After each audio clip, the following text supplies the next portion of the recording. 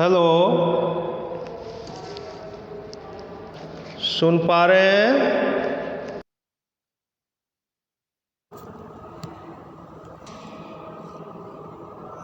क्यों आप हो गया? सुन पा रहे हैं? वॉइस आ रही है ना? आप लोगों की वॉइस नहीं आ रही है। हेलो, आप लोग की वॉइस नहीं आ रही है, आ रही है। हेलो, ध्यान दीजिए, आभ्यंतर प्रयत्न स्पष्ट मैंने बताया कर मत का प्रयत्न आभ्यंतर होगा। इन्हें स्पर्श वर्ण कहा जाता है, इनका आभ्यंतर प्रयत्न, क्योंकि इसमें जिह्वा हमारे मुख के उन उच्चारण स्थानों को, जैसे क का उच्चारण, च का उच्चारण स्थान चालू है तो उसका स्पर्श करती है पूरी तरह। जैसे च बोलेंगे के चाहे देख लीजिए, वहाँ क्या है, का स्पर्श जो है जिह्वा आसान रही है।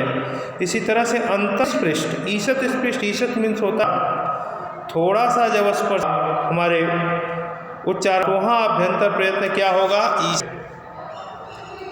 जब यह बोला गया तो जल्दी से है हमारे उच्चारण स्थान, जैसे यह इचु यसानम तालु से च का उच्चारण स्थान क्या है, तालु है। च बोलते हैं, च जब च बोल तो उस स्थिति में हमारी जो है कि उच्च से पूरे तालु का यह बोलते हैं, यह तो जल्दी से जीभ उच्च तक बहुत जल्दी से जाकर के आ जाती है। समझ पा रहे हैं? पा रहे हैं कि नहीं? हेलो, तो आप लोगों की वॉइस म्यूट है, थोड़ा सा ऑन करिए। हेलो, आइए, नहीं आ रही, कोई बात नहीं, हमें सुन पा रहे हैं, राइट कर देंगे तब भी हम समझ जाएंगे।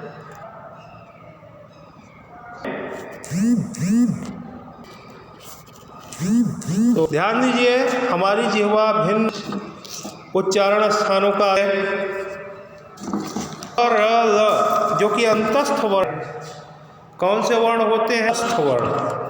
तो इन अंत हमारी जिह्वा क्या करती है, उन उच्चारण स्थानों का चालू है, व का दंत्योष्ठम, व बोला गया, व दांत और ओष्ठ, बड़ी जल्दी से जिह्वा क्या करती है, दांत और स्पर्श करती है।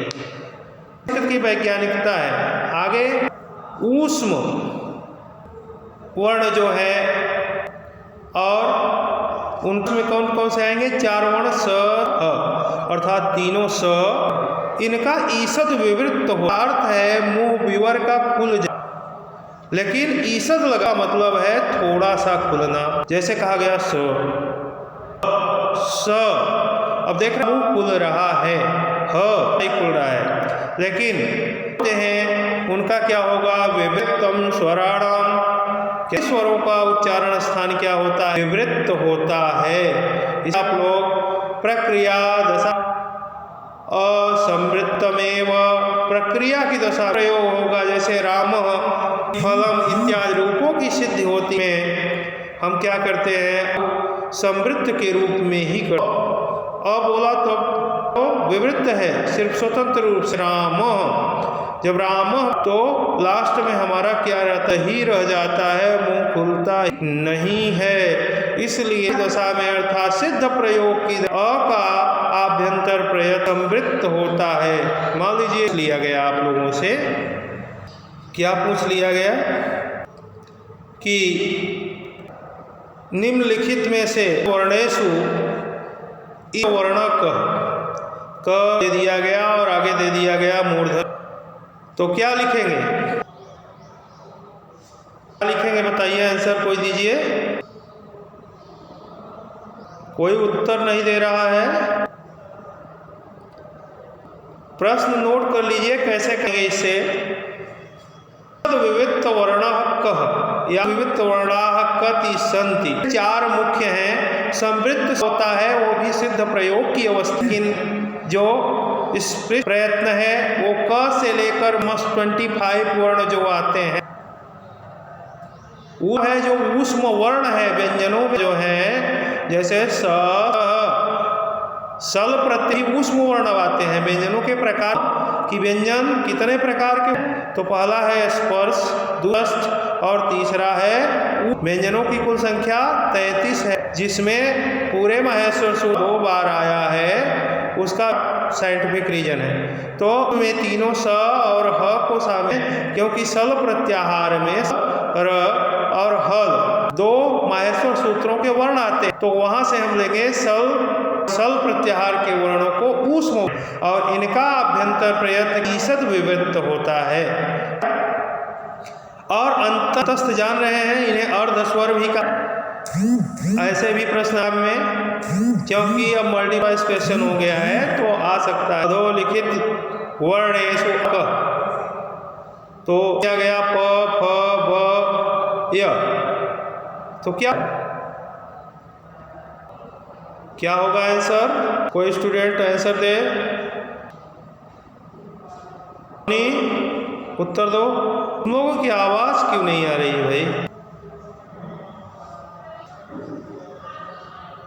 ठीक, अमृता वेरी गुड। ओ सॉरी, प्रियांशु है, स्नेहा, आकांक्षा, यह। तो इसी तरह क्वेश्चन बन सकते हैं। अब विवृत में जितने आप संस्कृत में जो भी 9 स्वर हैं उनका आभ्यंतर प्रयत्न विवृत होगा। जैसे खोलेंगे तो मुंह जरूर खुलता है उदाहरण, जैसे कहा अब मुंह बंद करके बोलो, कभी नहीं बोला जाएगा। इसी तरह से ई बंद करके बोलोगे तो नहीं बोला जाएगा। इसलिए विवृत है सबका आभ्यंतर प्रयत्न। इतना समझ में आ गया? देखिए इस 4 में सभी आ जा रहे हैं। लास्ट में जो अ का जो सिद्ध प्रक्रिया की दशा में जब किसी पद को हम प्रोनाउंस करते हैं, उच्चारण करते हैं, तो उस है कि हम को समृद्ध ही रखते हैं। जैसे राम राम राम, अब म कहा तो म में अ है और करके ही बोला जा रहा है। देखिए भाषा की कोई है जो मुंह बंद करके, तो ये अ है प्रयोग की दशा में। जैसे राम में राम बोल रहे हो ना, तो राम में अ मुंह बंद करके बोला जा रहा है जब उसका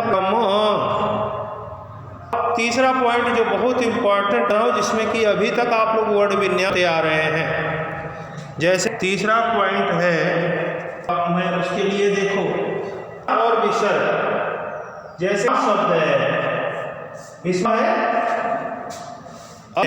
राम शब्द में लास्ट में अ है, दीजिए कि अंग और अह कोई वर्ण नहीं होता है। कुछ लोग जो लिख देते हैं अंग और एक कोई वर्ण नहीं होता, क्योंकि अनुस्वार है अ है, इसमें भी अ है। क्या सूचित कर रहा है? सूचित कर रहा है कि अनुस्वार और विसर्ग हमेशा स्वर ही आते हैं, नहीं आते हैं। कभी भी आप देखिए ए नहीं लिखा हुआ देखा होगा, क लिखा हो और उस पर भी लगा हो और आगे हलंत, किसी ने देखा है? ऐसा लिख कर दीजिए कि आपने देखा है ऐसा लिखा हुआ। आप ध्यान दीजिए, या कहीं ये भी दशा नहीं है, वेरी गुड, ध्यान दीजिए, कहीं भी ऐसा नहीं मिलता आपको। पूरे संस्कृत कहीं भी ऐसा भी लिखेगा कि हलंत लगा हो, किसी वाक्य में विसर्ग हो, लगा हुआ नहीं मिलता है। तो ध्यान दो कि हमेशा भी सावधानी बरतिए और विसर्ग में जो वर्ण विच्छेद आप लोग उसे सावधानी पूर्वक करिए। तो आज मैं प्रयत्न आपको समझा दिया, जो है वाह प्रयत्न की चर्चा करूंगा। Thank you session sharing. Okay, class में लीव कर रहा हूँ। तो